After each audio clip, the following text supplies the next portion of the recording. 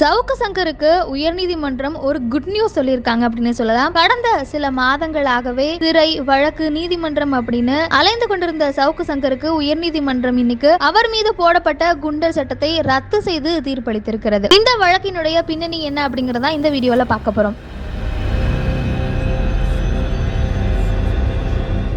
கடந்த சில மாதங்களுக்கு முன்பாக பெண் காவலர்கள் குறித்து அவதூறாக பேசிய வழக்குல குண்டர் சட்டத்தின் கீழே சவுக்கு சங்கர் கைது செய்யப்பட்டிருந்தார். அது மட்டுமல்லாம இதை தனியார் யூடியூப் சேனல் ஒன்றுக்கு நேர்காணலாக அளித்ததன் பேர்ல அந்த சேனலினுடைய உரிமையாளரான ரெட்ஃபிளிக்ஸும் கைது செய்யப்பட்டு சிறையில் அடைக்கப்பட்டிருந்தார். தற்போது அவருக்கு அந்த வழக்குல ஜாமீன் வழங்கப்பட்டிருக்கு. இதே போல தமிழக அரசினுடைய திட்டங்கள் குறித்தும் காவலர்கள் குறித்தும் பெண் காவலர்கள் குறித்தும் அவதூறாக பேசியது அப்படின்ற மாதிரியும் உண்மைக்கு புறம்பான தகவல்களையும் அரசுக்கு எதிரான உண்மைக்கு புறம்பான தகவல்களை கூறுவதாகவும் மக்கள் மத்தியில பொய்யை விதைப்பதாகவும் இப்படின்ற மாதிரியான பல்வேறு பிரிவுகளின் அடிப்படையில சவுக்கு சங்கர் மீது தனித்தனியாக வழக்கு பதிவு செய்யப்பட்டு ஒவ்வொன்றும் விசாரணையில் இருந்தது. இந்த நிலையில அவருடைய தாய் உயர்நீதிமன்றத்துல மனு தாக்கல் செய்யறாங்க. குண்டர் சட்டத்தை எதிர்த்தும் அதே போல எல்லா வழக்கையும் ஒன்றாக விசாரிக்கணும் அப்படின்னு. அந்த அடிப்படையில கடந்த வாரம் இந்த வழக்கு விசாரணைக்கு வருகிறது. அப்பொழுது இந்த வழக்கை விசாரித்த உயர்நீதிமன்ற நீதிபதிகள் சுப்பிரமணியம், சிவஞானம் இவர்கள் இருவரின்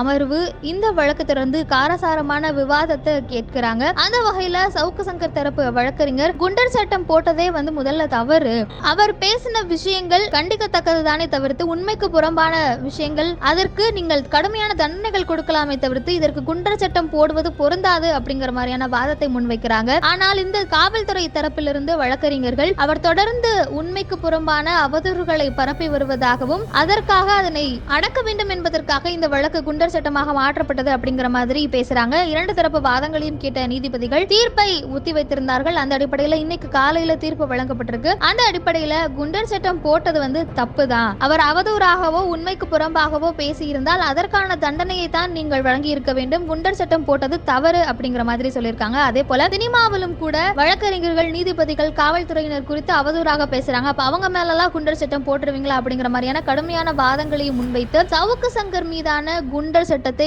ரத்து செய்து இன்றைக்கு உயர்நீதிமன்றம் தீர்ப்பளித்திருக்கிறது. சவுக்கு சங்கர் கைதானதிலிருந்து தொடர்ந்து அவருக்கு ஆதரவாக பல்வேறு அரசியல் கட்சி தலைவர்கள் நேரடியாகவும் மறைமுகமாகவும் அவருக்கு ஆதரவு அளித்துக் கொண்டிருக்கிறார்கள். ஆளும் கட்சிக்கு எதிராக பேசினால் இப்படித்தான் அடக்குமுறையை கையாள்வீர்களா அப்படின்னு எதிர்கட்சி தலைவர் உட்பட பல்வேறு கட்சி தலைவர்கள் நேரடியாகவும் மறைமுகமாகவும் ஆதரவு அளித்திருந்தார்கள். அந்த வகையில சமீபத்தில் ஜாமீன்ல வெளியே வந்த ரெட்ஃபிளிக்ஸ் நிறுவனத்தினுடைய நிறுவனர் ஃபெலிக்ஸ் ஜெரால்ட் நாம் தமிழர் கட்சி ஒருங்கிணைப்பாளர் சீமானை சந்தித்திருந்தார். அதே போல இந்த முறை சவுக்கு சங்கருக்கு குண்டர் சட்டத்தை ரத்து செய்து உயர்நீதிமன்றம் தீர்ப்பளித்திருப்பது அடுத்து என்ன நடக்க போகுது இந்த வழக்குல அப்படிங்கிற ஒரு எதிர்பார்ப்பை ஏற்படுத்தி இருக்கு.